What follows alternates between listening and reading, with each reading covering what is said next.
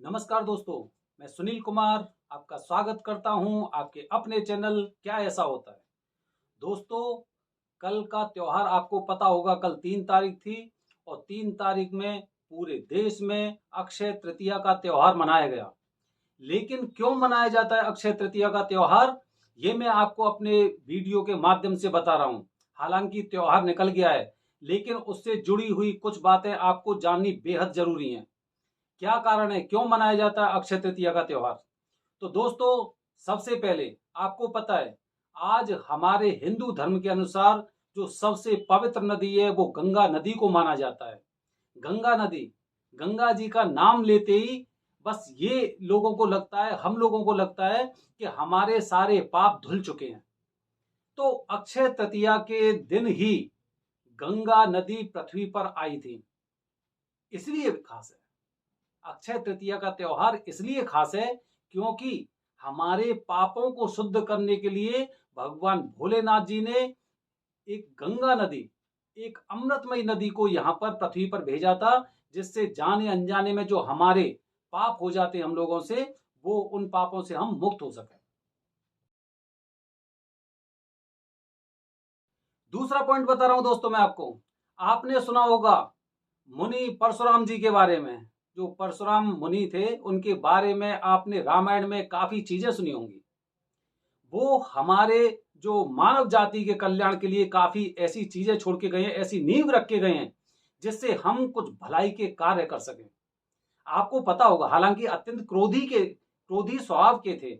आपने देखा होगा, जब सीता माता का स्वयंवर हुआ था और सीता माता के स्वयंवर में जब भगवान श्री राम ने भगवान शिव का धनुष तोड़ा था, तो जहां पे भी वो तपस्या कर रहे थे वहां पर उनको आभास हो गया। वो इतने अंतर्यामी थे और तुरंत थोड़ी देर में ही उस जगह पहुंच गए थे, उसी स्वयंवर में। और आपको तो पता ही होगा कि भगवान जो भ्राता लक्ष्मण जी हैं, उनके साथ उनका कैसा वाक युद्ध हुआ था, तो किस तरह की बातें हुई थी। तो परशुराम जी का, जो परशुराम मुनि है, उनका जन्म भी अक्षय तृतीया के दिन हुआ था। और ये हमारे लिए बड़े गर्व की बात है दोस्तों, कि अक्षय तृतीया के दिन हमारे धर्म के अनुसार हमारी पृथ्वी पर ऐसे शुभ कार्य हुए।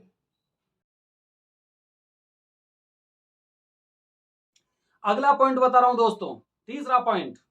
आपको पता है आजकल तो दोस्ती की, मित्रता की कस्में खाई जाती हैं।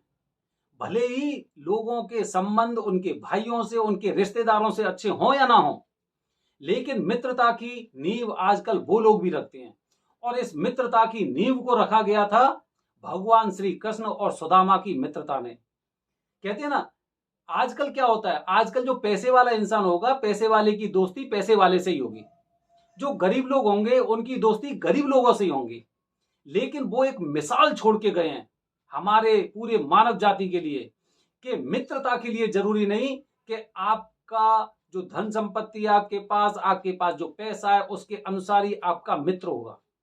मित्रता की मिसाल आज के दिन ही, अक्षय तृतीया के दिन ही भगवान श्री कृष्ण और सुदामा जी की मित्रता हुई थी। और वो मित्रता ऐसी थी कि आप खुद देखिए, द्वापर युग में जब भगवान श्री कृष्ण का जन्म हुआ तो द्वापर युग की बातें हैं। और वो कस्में आज तक, अगर किसी की ऐसी मित्रता हुई होती है तो लोग बताते हैं, देखो भगवान श्री कृष्ण और सुदामा जैसी मित्रता इनके अंदर। तो अक्षय तृतीया के दिन ही भगवान श्री कृष्ण और सुदामा जी की मित्रता हुई थी। हम उनको बड़ा धन्यवाद देते हैं और हम भगवान भोलेनाथ जी से, भगवान श्री कृष्ण से प्रार्थना करते हैं कि ऐसी मित्रता ही हम लोगों के अंदर आपस में बनी रहे।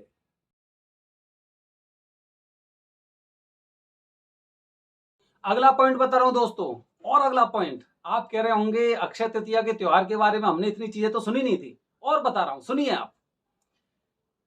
हमारी पृथ्वी पर आपको पता है, हमारे धर्म के अनुसार एक सतयुग था और एक त्रेता युग भी था।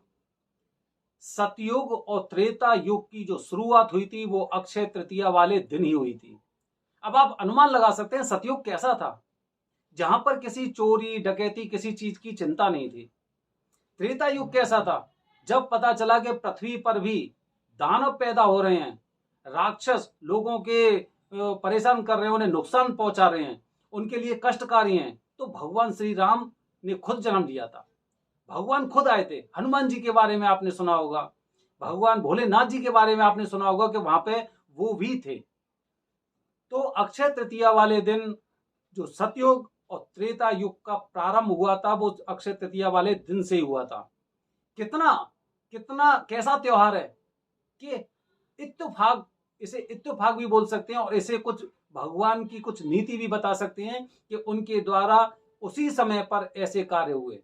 अक्षय तृतीया के दिन ही सतयुग और त्रेता युग आरंभ हुआ था।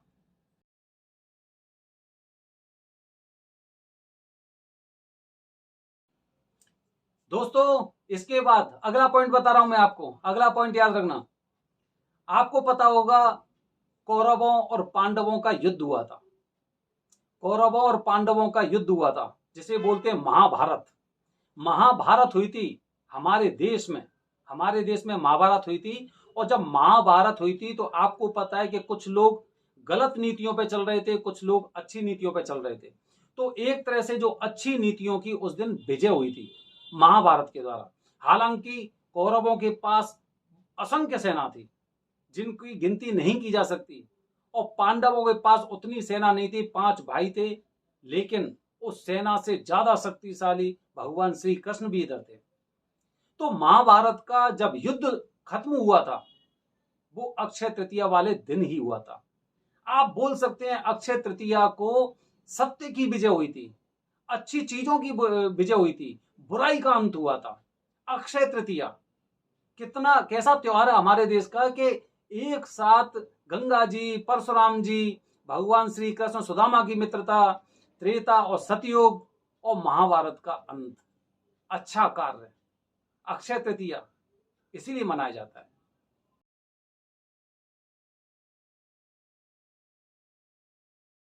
दोस्तों अगला पॉइंट बता रहा हूं मैं आपको, याद रखना। आपको ये वीडियो अपने पास सेव करके रखनी पड़ेगी जब भी आगे अक्षय तृतीया आएगी।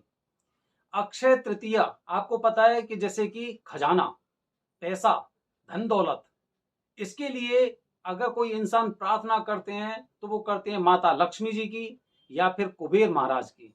कहते हैं ना कुबेर का खजाना उसके पास। कहीं पे भी अगर कोई भी पकड़ा जाएगा या कहीं पे रेड पड़ेगी और वहां पे बहुत ज्यादा धन संपत्ति पाई जाती है तो बताया जाता है कुबेर का खजाना। तो अक्षय तृतीया वाले दिन कुबेर महाराज का जन्म भी हुआ था। इसीलिए आपने देखा होगा कि पूरे मार्केट में एकदम रौनक सी लगी रहती है, लोग सोने चांदी की चीजें खरीदने जाते हैं।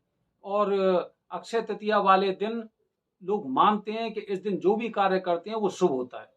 तो आज के दिन ही, अक्षय तृतीया वाले दिन ही कुबेर महाराज का जन्म हुआ था। वो पृथ्वी पर आए थे लोगों का भंडार भरने, उनका खजाना बनने के लिए।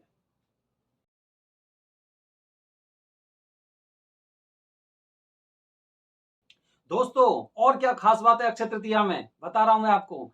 आपको पता होगा प्रसिद्ध तीर्थ स्थल बद्रीनाथ धाम। आप कभी देखना, आपने भविष्य में भी देखा होगा, इस साल भी आप देखोगे कि बद्रीनाथ जो धाम है उनके जो कपाट होते हैं, जो मंदिर खोला जाता है वो अक्षय तृतीया वाले दिन ही खोला जाता है। बताइए कैसा त्योहार है हमारे हिंदू धर्म में अक्षय तृतीया का। आज के दिन ही जो प्रसिद्ध तीर्थ स्थल आपको पता होगा, चारों धाम में बद्रीनाथ धाम भी आते हैं। बद्रीनाथ धाम में अक्षय तृतीया वाले दिन ही और उनके गेट खोले जाते हैं और हम लोगों के लिए दर्शन के लिए वो गेट खुल जाते हैं कि आप सभी भक्तगण वहां पर दर्शन कर सकें अक्षय तृतीया वाले दिन।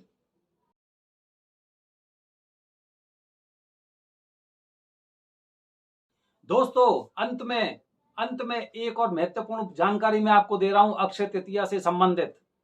आपको पता होगा मेहंदीपुर, सॉरी वो मथुरा के पास ही, मथुरा के पास ही एक जगह है जिसका जहां पर भगवान श्री कृष्ण का मंदिर है। अब भगवान श्री कृष्ण का मंदिर बांके बिहारी, बांके बिहारी मंदिर मथुरा में ही है। मथुरा में बोल सकते हो उसे, मथुरा में ही बांके बिहारी महाराज का मंदिर है।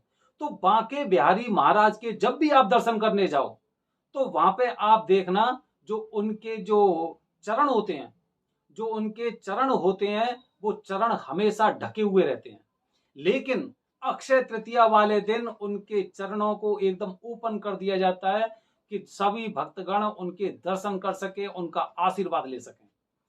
अक्षय तृतीया तो दोस्तों अक्षय तृतीया, अक्षय का मतलब क्या हो गया? जो चीज कभी क्षय नहीं होती, जो कभी नष्ट नहीं हो सकती। अक्षय का मतलब वो हो गया कि जो कभी खत्म हो ही नहीं सकता, बर्बाद नहीं हो सकता।